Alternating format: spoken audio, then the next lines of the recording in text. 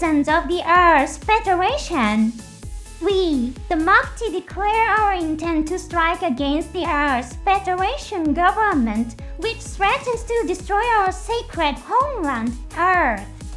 This is not an act of terrorism. It is a necessary action to urge the government to reflect on its abandonment of the duty to protect our planet, a shared treasure of all mankind, and its choice to promote environmental destruction. You've stumbled upon an unusual transmission. Today, I would like to review a video released by a company called Bandai with You. Now that you have learned this information, you are one of us. Welcome! In this episode, we will discuss content from a 1919 novel by Mr. Yoshiyuki Tomino. If you'd prefer to enjoy the story without prior knowledge, feel free to skip this video. For those who are feeling uneasy, let me reassure you. This time, our objective is not to purge, but to secure operational funds. Please support Maki's cause for just 99 cents a month. In return, we will give you an ID badge and an encryption stamp linked to your name. Please be aware that this transmission may be intercepted by the Earth's Federation forces. Press the subscribe button to disperse Minovsky particles.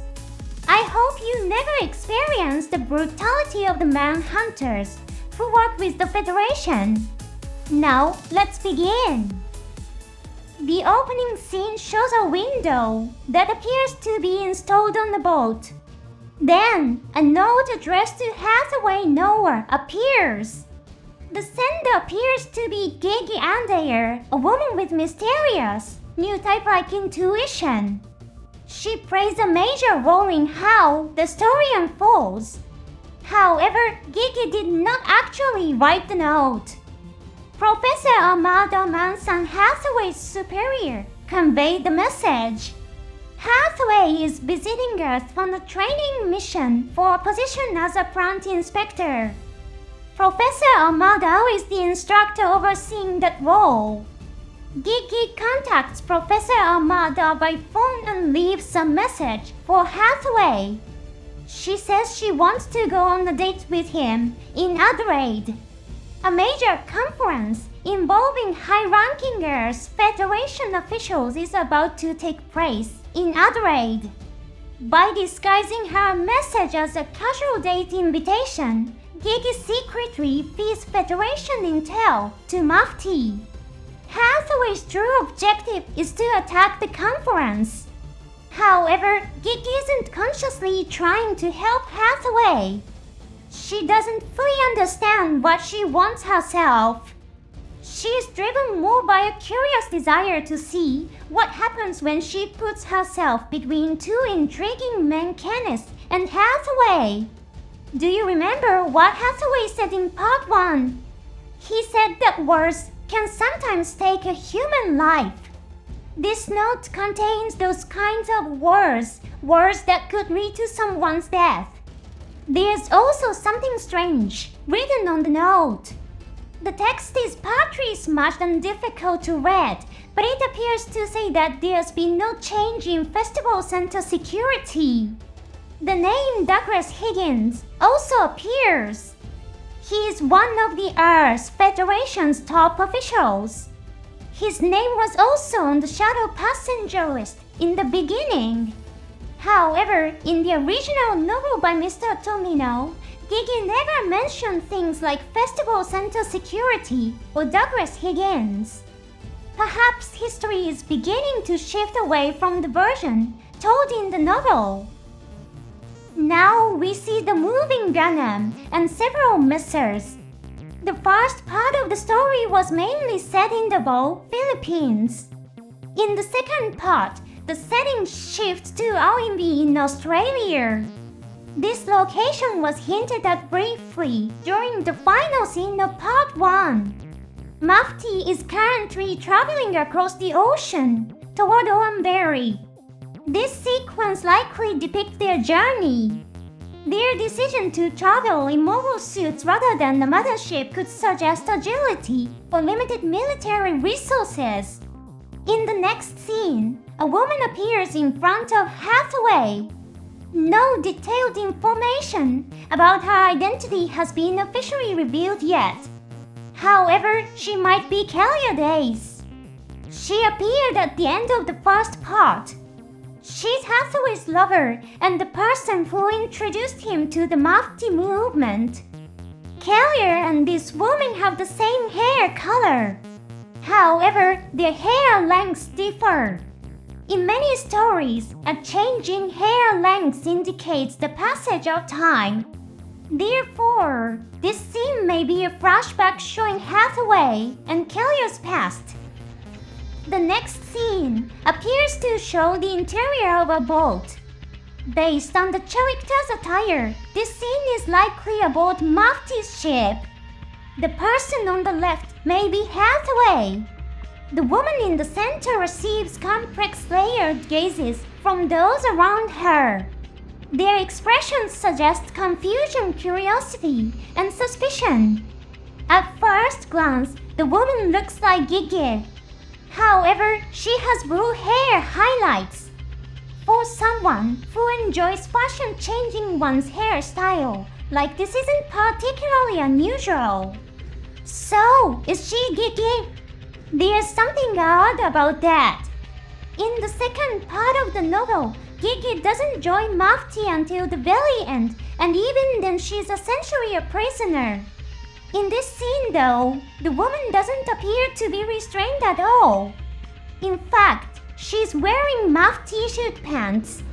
She's being treated more like a guest or an ally. So who is she? Perhaps once again, we are being shown that history is shifting. The next scene features Kenneth and other Earth Federation soldiers who will become Hathaway's rivals. They begin mobilizing with the goal of wiping out Mafti. There is also a shot of a woman from behind who appears to be Gigi. She will go on to play the role of a goddess of victory for Kenneth's unit.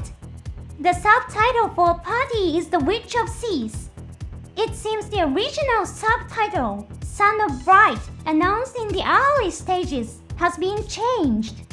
Sis is the name of the unit under Kenneth's command. Gigi alters people's destinies through her words. This influence likely inspired the subtitle. In the next scene, a ship travels across the sea with the GUNDAM and mechas. This scene may also be slightly peculiar. The ship shown here is probably the Valiant, a vessel in Mafti's possession.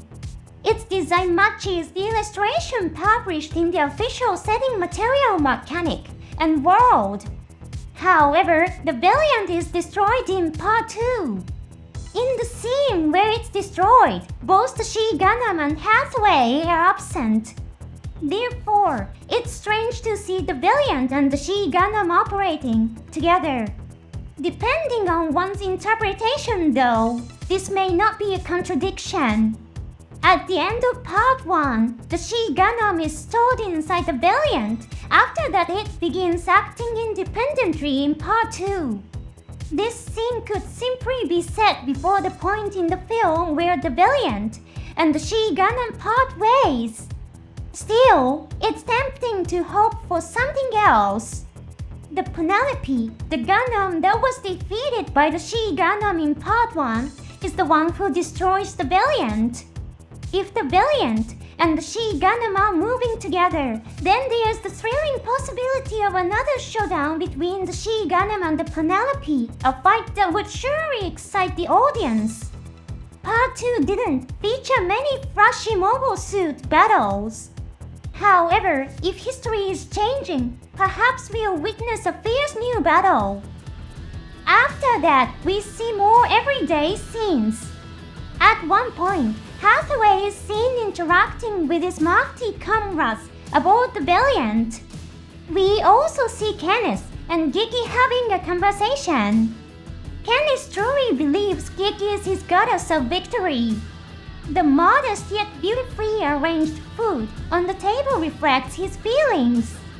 Next, we meet Henry Yukshan, the commanding officer of the Manhunters. He seems mild-mannered at first, but as the leader of the Manhunters, he has an underlying sense of danger. In Part 1, the mobile suit that opened fire in the city belonged to the Manhunters. Lei Name has a bruise or injury on his face, as if he had been punched.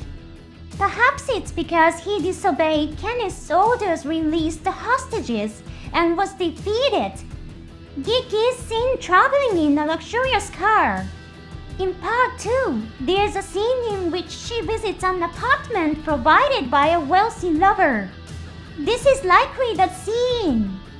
Finally, the She-Gundam appears and dodges a beam attack. In Part 2, there will be a battle between the Earth's Federation Forces Mobile Suit Units and Maki. In the novel version, high-performance suits like the Penelope do not appear during that battle. However, to increase the excitement of the film, an unexpected mobile suit could appear. Even in Part 1, fans were surprised by the sudden appearance of the Gabrant. The new promotional video has finally been released. The exact release date for the movie is still unknown.